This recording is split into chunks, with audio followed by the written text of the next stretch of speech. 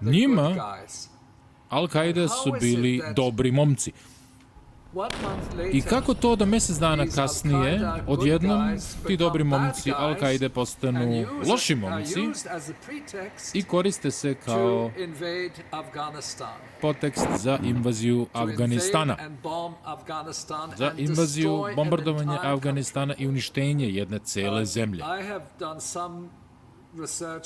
Ja sam istraživao istoriju Afganistana i mogu da kažem da u nekim aspektima ta zemlja ima paralelnu istoriju sa Jugoslavijom, Srbijom takođe, jer 60. i 70. radilo se o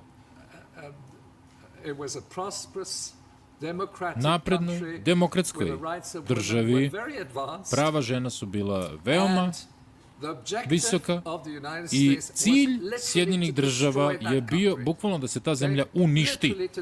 Bukvalno da se uništi. I to žele da urade ovde i to žele da urade i na nivou cele planete.